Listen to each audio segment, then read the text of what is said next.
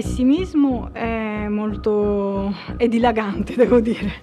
Una delle cose più brutte per l'essere umano è vivere costantemente nell'incertezza del domani. Però allo stesso tempo è una caratteristica anche dell'essere umano riuscire ad immaginare anche che le cose possano andare meglio. Io non riesco a entrare in classe e dire ai ragazzi non ce la farete mai, il mondo fa schifo. Non riesco molto più facilmente a dire proviamo a vedere che strumenti abbiamo per affrontare una situazione.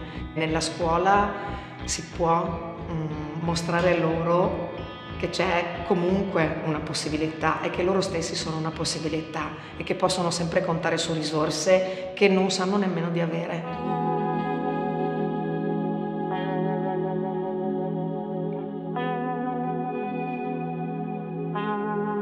La creatività c'è in ogni persona.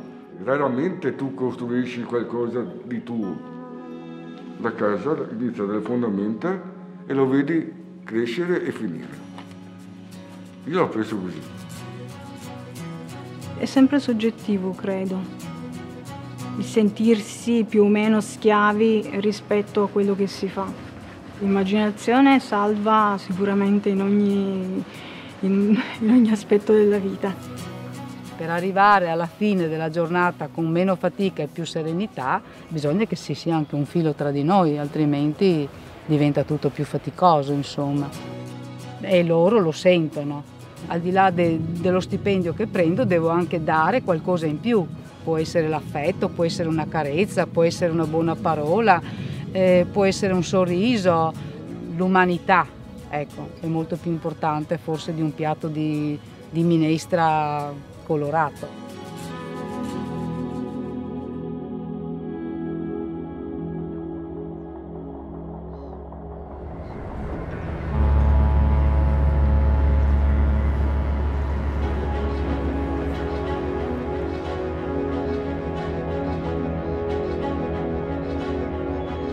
Il mondo del porto è un mondo a sé.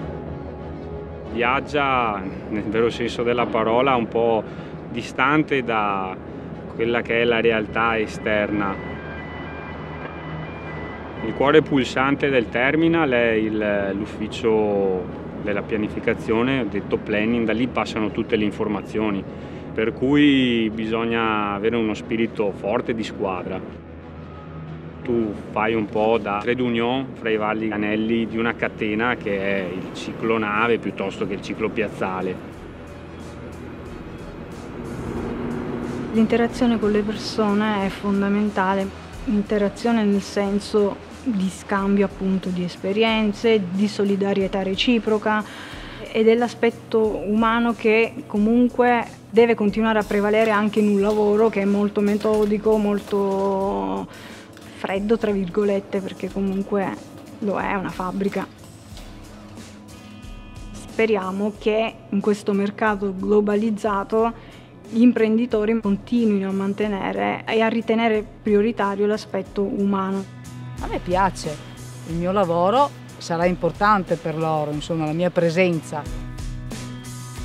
Prima ancora che tu lo immagini imparano il tuo nome, chi sei, cose che noi magari non ci aspettiamo, invece loro entrano dentro di te. Mi piacerebbe una scuola diversa, se posso avere un sogno del cassetto, una scuola in cui si sta a scuola, anche gli insegnanti, anche gli studenti, stanno a scuola di più e svolgono insieme il proprio lavoro in una maniera che si integra maggiormente, in maniera tale che le discipline non siano dei singoli contenitori, ma diventino un unico sapere.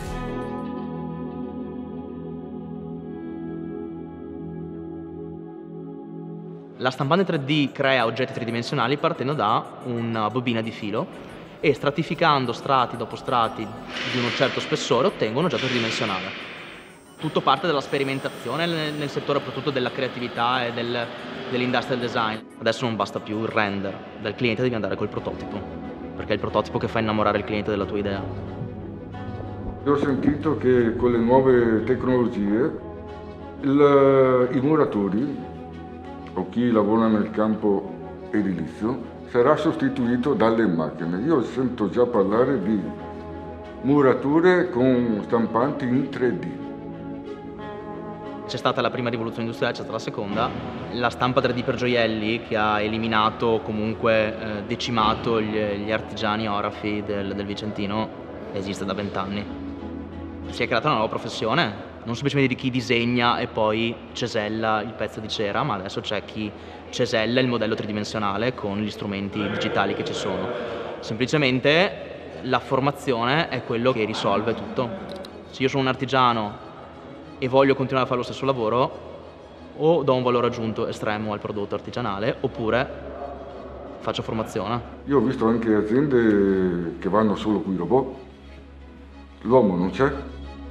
L'uomo si ispira a qualcosa. La macchina, il robot, non si ispira a niente. Non può essere sostituito l'uomo.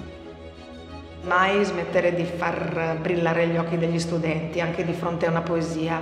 Può essere che uno dica, vabbè, non mi serve per costruire un palazzo, d'accordo, ma ti serve per avere quel guizzo di intelletto, quel guizzo di fantasia che ti permette poi di costruire un palazzo che è un palazzo diverso da tutti gli altri. Mi piace questo, se c'è qualcosa che è connessione nel mio lavoro, è proprio questa capacità di mettere in relazione il passato con il loro presente perché si creino un proprio futuro non omologato possibilmente.